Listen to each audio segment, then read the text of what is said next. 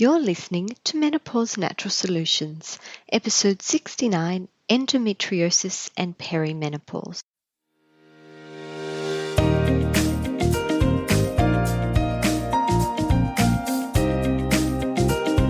Welcome to Menopause Natural Solutions, your podcast for all things perimenopause, menopause and beyond. Stay tuned as your host, naturopath Jennifer Harrington, explains how to use natural therapies to find your ultimate health and happiness during your transition.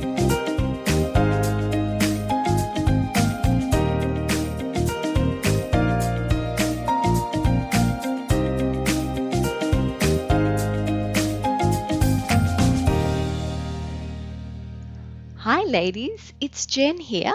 I have a bit of a treat for you today. I've invited my special guest Anne-Marjike Gerretsen to come and join us. She's also known as the Endometriosis Nutritionist. So what we're going to be discussing today is for women with endometriosis, how does the perimenopausal menopausal transition play out for them? But let me tell you a bit more about Anne-Marjike before we do that. She is the owner of Eat Well, Live Well, an online nutrition clinic specializing in endometriosis.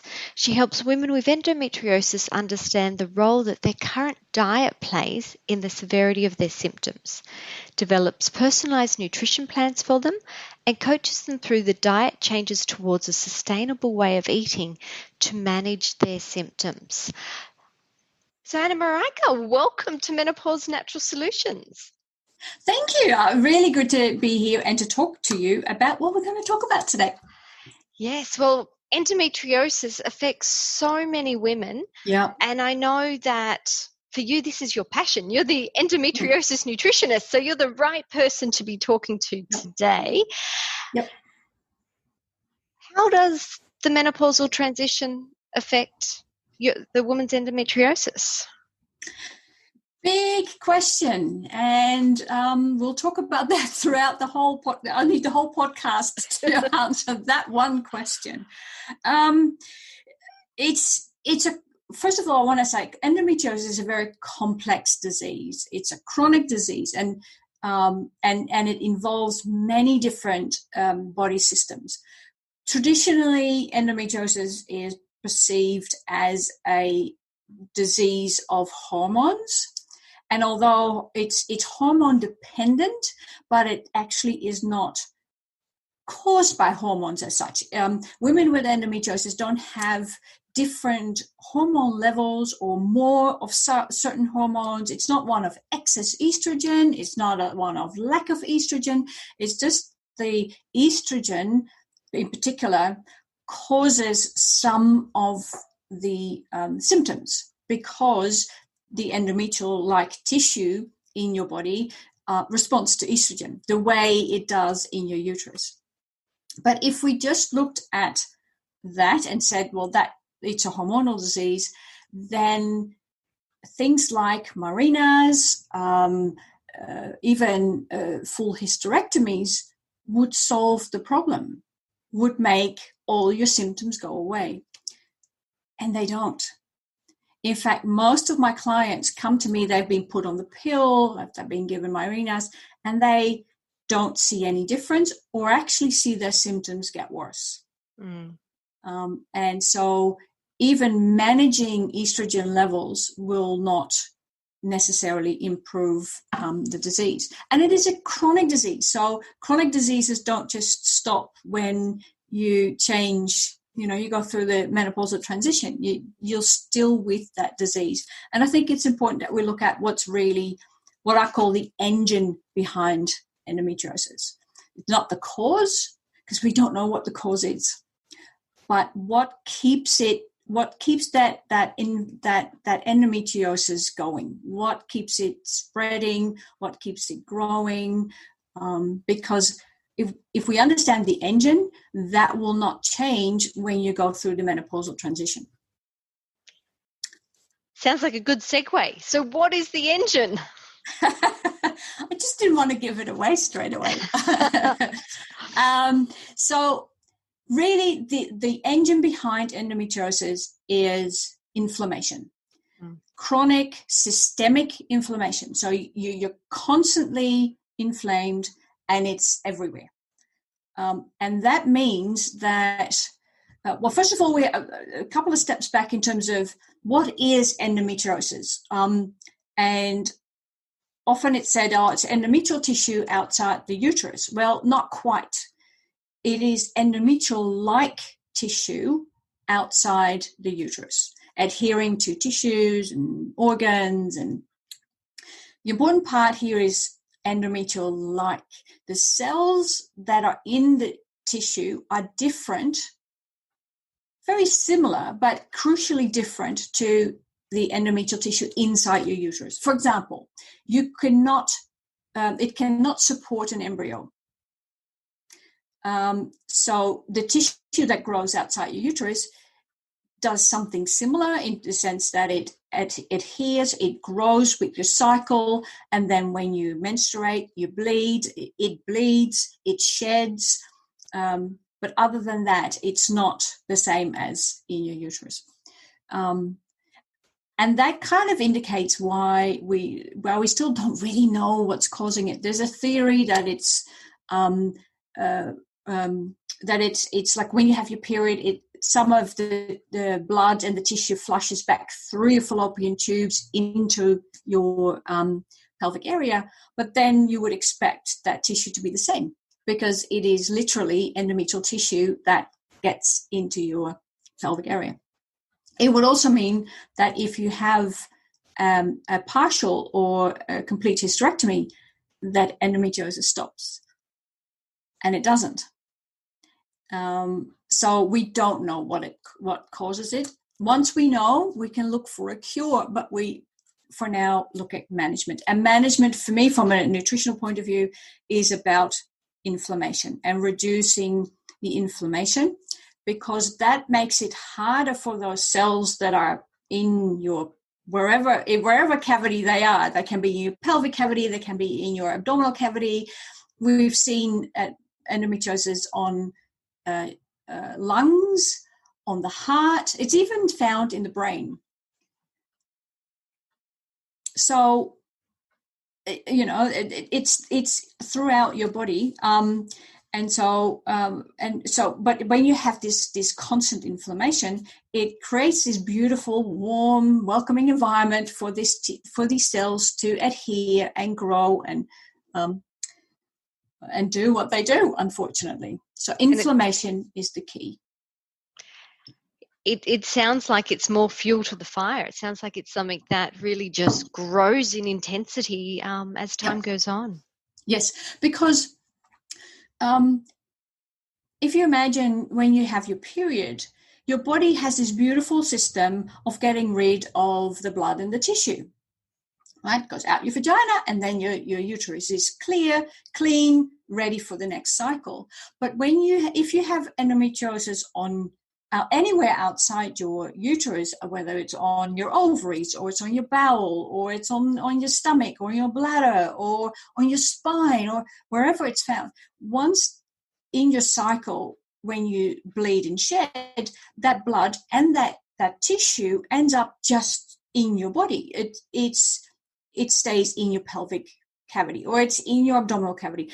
My daughter, she's 15 and she's learning at school about endometriosis and making life really hard for the teacher because she kept saying, actually, that's not right. My mother, which is quite funny, but she was sort of testing her understanding of it with me. And she said, it's like you have internal bleeding every month. And I go, yeah, exactly, because it can't go anywhere. And it's too much for your body to neatly get rid of it.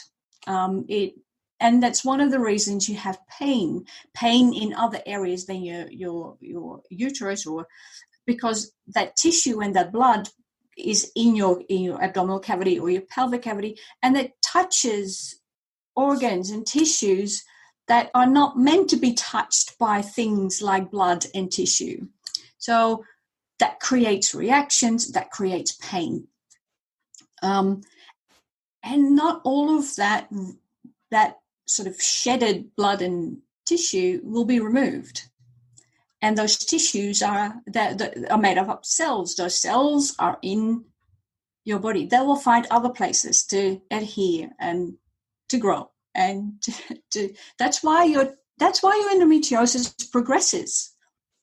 And they talk about stage 1, 2, 3, 4. That's why you get to stage 4, because it just gets, there's more and more and more and more in more places. And if it gets removed through surgery, most of the time they don't get it all. So, and then you're in that vicious cycle. I have clients who have surgery every 6 months to have tissue removed, and if not more often. That's horrible. So you said that you can manage, like it's not something that we've got an answer for. We certainly don't have a cure for it or anything like that, but it is something that can be managed. Yeah. So what sort of things do you look at with the consideration of managing it or slowing down the growth? Yeah. So the key is inflammation, reducing that chronic inflammation. Now that's good for your health anyway, and especially when you get a bit older. But there's some specific things that we need to do, because we know that women with endometriosis, for one, we know that their digestive system is out of whack. So we know that most of them have what we call leaky gut. So the gut wall is damaged, and that allows undigested food particles to go through into the bloodstream, causes all sorts of mayhem, triggers the immune system. The immune system responds with inflammation. So that's one way where that inflammation happens. And the biggest culprits when it comes to leaky gut is gluten. So the gluten in wheat and the protein in dairy. Most women, definitely gluten, but also a lot of women react to the protein in dairy. They're not lactose intolerant. I have quite a few clients who go, "Oh, I'll just go on lactose-free milk." And I go, no, that's not going to make any difference, because it's the protein. Because the reaction in the gut wall to those proteins is what irritates the gut wall, and then it makes it worse, the leaky gut. We also know that their microbiome is out of whack. So we have good bacteria and bad bacteria in the gut, and women with endometriosis have more of the bad ones and less of the good ones. And because they have less of the good ones, the pH in the gut is too pleasant for the bad bacteria, so they grow and grow and grow, and those bad bacteria also produce endotoxins, and these endotoxins are chemicals that stimulate the immune system to respond with inflammation. So now we have not only the microbiome but also and the leaky gut, but both together increasing this inflammation. It's a triple whammy, isn't it? Well, there's another one. There's another whammy. We also know that women with endo have an immune system that doesn't work properly. So they have, for example, they produce enormous amounts of pro-inflammatory cytokines. So, and the term says it, that creates inflammation. They produce lots of natural killer cells and macrophages. So those are the cells that are supposed to clean up things. They produce a heap of them, but they don't work very well. So we got, on the one hand, and they also contain autoantibodies. So endometriosis is not an autoimmune disease, but there is something there that responds to your own, in particular, endometrial cells with inflammation. So we've got a wonky immune system, and we've got a wonky digestive system that can be fixed, or improved, definitely, to reduce inflammation, and nutrition is a fantastic tool to do so. Okay, so we're talking about the engine and how it's burning. If you are having a lot of gluten and you are having a lot of dairy, we can see that it's all very, very stimulating. It's increasing your inflammation, increasing your pain. How then does menopause or perimenopause more specifically with hormones all over the shop? Because I can imagine that being in an estrogen dominant state, knowing that estrogen is also potentially a factor with driving it. Yeah. How do these women go through their transition?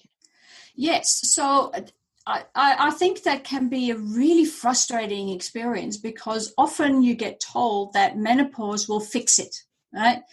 It's one of the philosophies behind having a full hysterectomy. The idea is that if we put you in a menopause-like state, then your symptoms will reduce.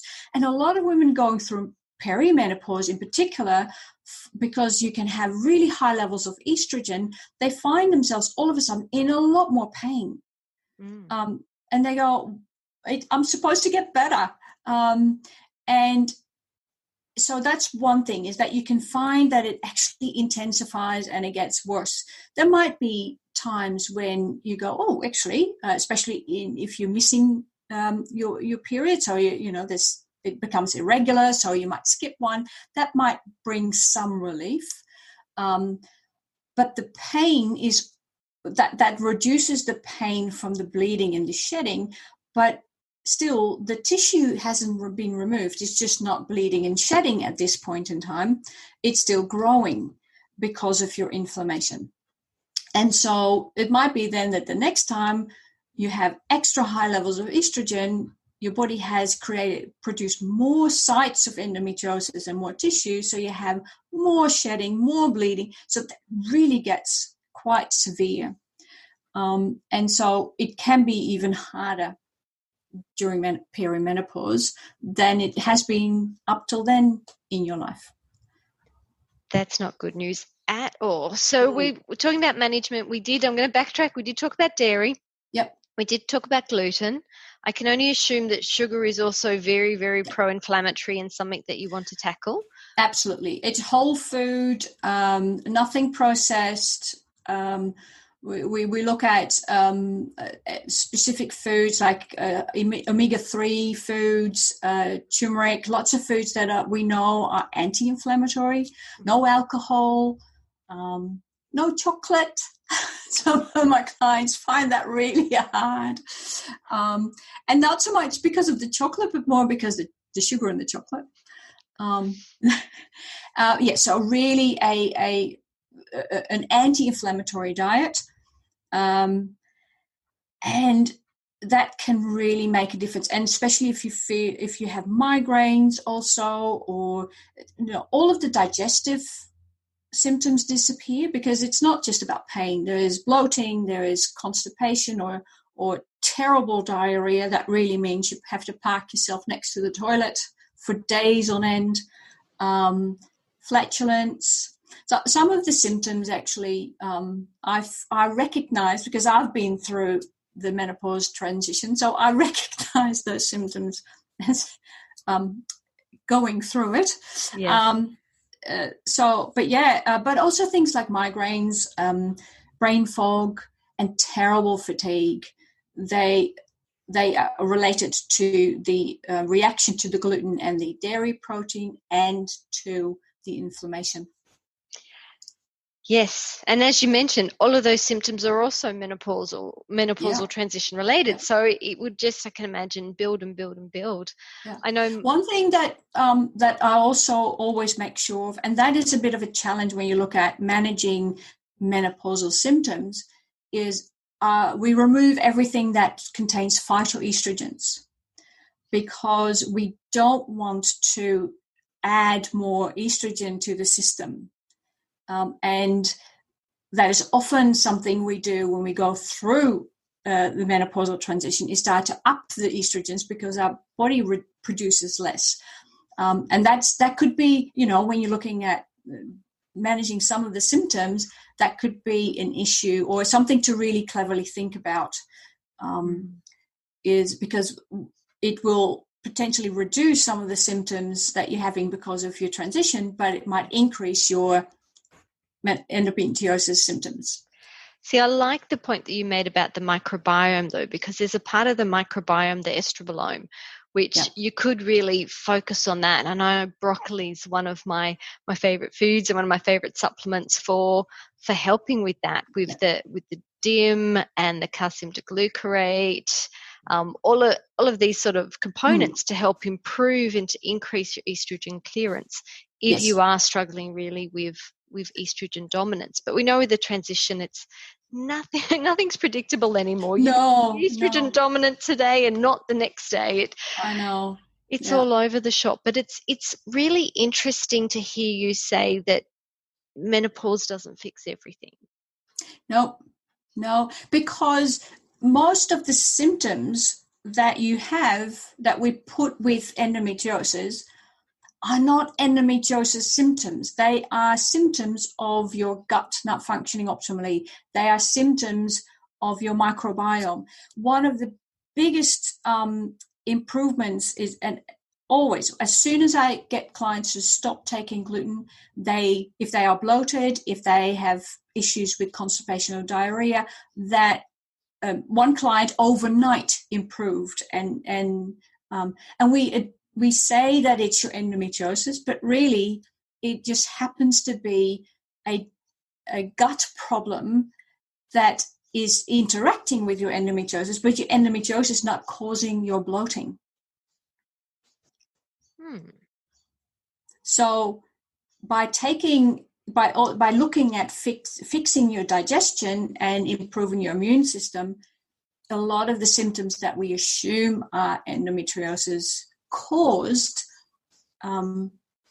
reduce or disappear in some cases, but they definitely reduce dramatically.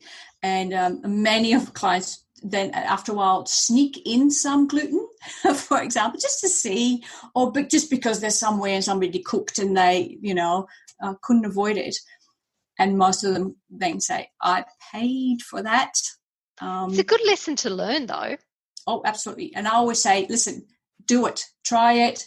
Don't worry, because eating a bit of gluten won't kill you, and it will teach you what it does to your body. And then you won't want to do it again. Exactly. Good motivation. Or at least you know what's coming. So if you're ever in a situation where you can't avoid it,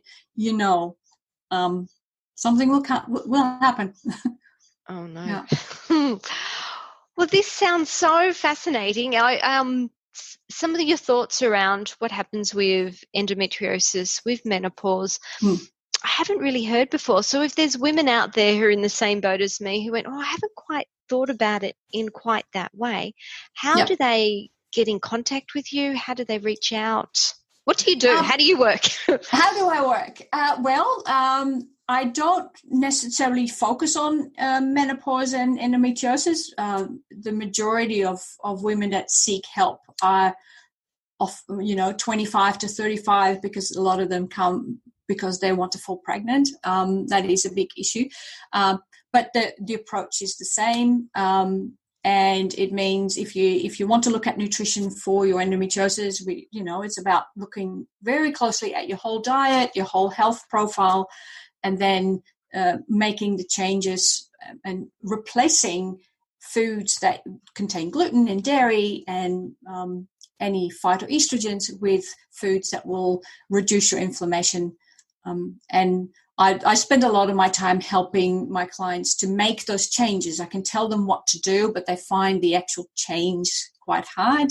So we spend a lot of online video conferencing consultations talking about, but what do I eat instead of my wrap? Or I thought a wrap was healthy. So I run a program, but probably the best thing is I'm sure you're going to put my email address with the show notes, is to, if you want to talk further about it, book in for an endometriosis SOS call. That's where we can look at what have you already tried, what are your symptoms, what would you like to achieve, what are you already eating briefly, and then to see if changing your diet will help you reduce your symptoms. That's the best way to start. I know you have written a couple of books. Yes. So tell us a bit about those. I always forget my books. I did. Well, one book is not applicable because it is just generally healthy eating. But I did write a book about reclaim your life from endometriosis, one meal at a time. And that's really looking at all the different factors that cause the inflammation and how it affects your endometriosis.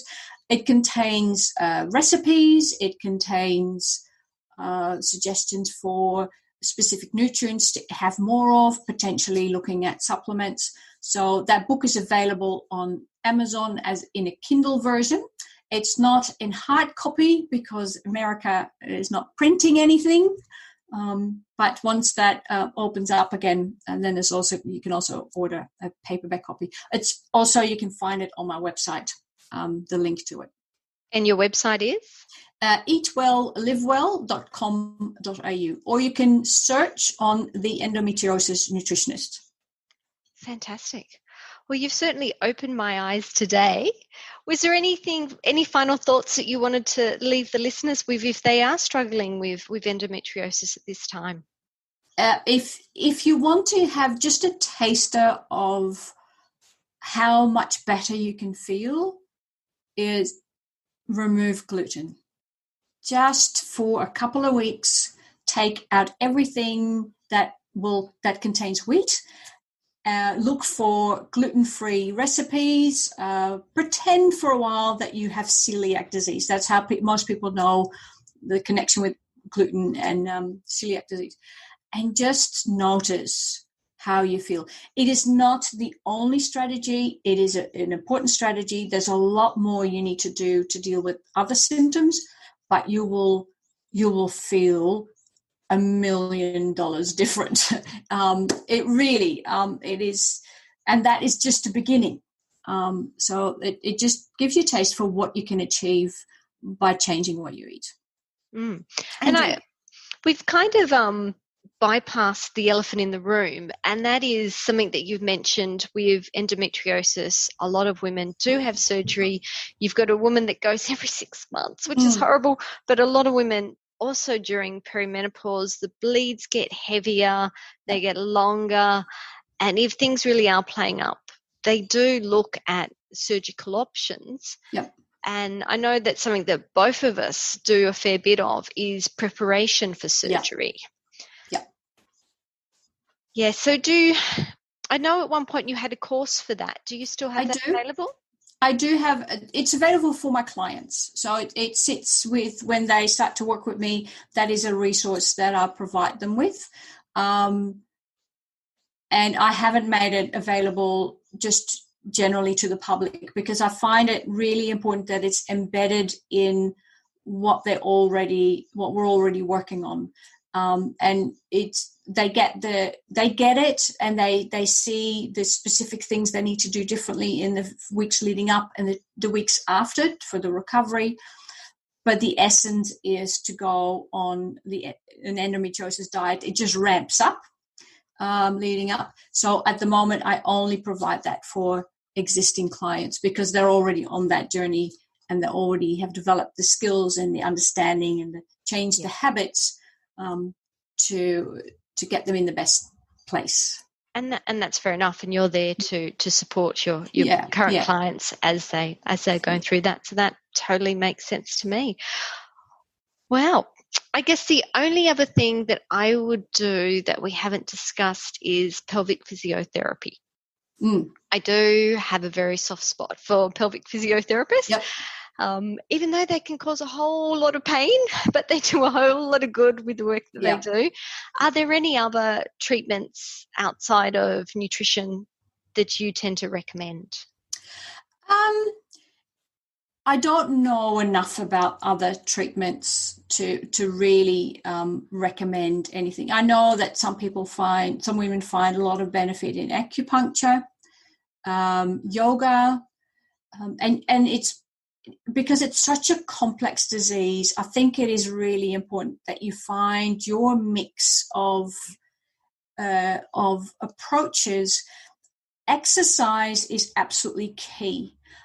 but you have to be gentle because if you've had surgeries or you have had endometriosis for a while, there will be scar tissue in a lot of places inside, on the internal organs. And so when you do really, really heavy exercising, we know that's inflammatory. It increases inflammation, so that's never a good thing in this case. But also there will be tissue that is not as flexible as it's supposed to be. So you can find that it hurts to exercise, to do certain exercises, and therefore gentle exercise, gentle massage. I know that there's some massage therapists that specialize in endometrial massage or massage to recover from surgery. So, but look for those both gentle and functional exercises and therapies that help you, like pelvic physiotherapy, to help you with how that all works and making sure that you use the right muscles and engage your core muscles, and because it all works together. And no two combinations of treatments or of approaches work for women. What works for me might not work for you. You need to take control of your disease. You need to look at what you can do yourself without having to rely on specialists and experts and who prescribe. Or you need to try what works for you. As you said, it's a complex disease. It's going to take a complex approach to do. So it sounds like you've got a bit of work in front of you, but it sounds like there's a lot of different things you can try to feel better, and that surgery is an option, but it's not the only option. There is a plethora of things you can try and do beforehand. And we're just so lucky that there's wonderful people like you that specialize in this. Yes, and I would have assumed when I started that there would be more, natural health practitioners focused on it, specialized in it, and they often have women's health in general. But I haven't found anybody else yet who is really just endometriosis. There you go. Oh, the women of the world, thank you. Oh, well, the 1 in 10. That have endometriosis, I'm sure. Those 1 in 10 all have family and friends and bosses and colleagues who are all impacted. It's not just the one woman. And don't forget, there's a very big genetic component. So if you have daughters, if you have granddaughters, you want to watch out for the symptoms, because it also takes 7 to 10 years to get diagnosed. And the listeners that have endometriosis are probably nodding here going, yep, it took me this many years.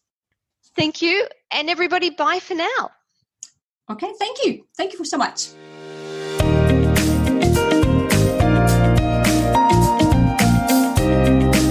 Thank you for listening to Menopause Natural Solutions. This podcast contains general information about menopause. It is provided as a guide, and it is not intended to replace medical advice. Opinions of guests are their own, and this podcast does not endorse or accept responsibility for statements made by guests. If you have enjoyed today's episode, please leave a rating and review.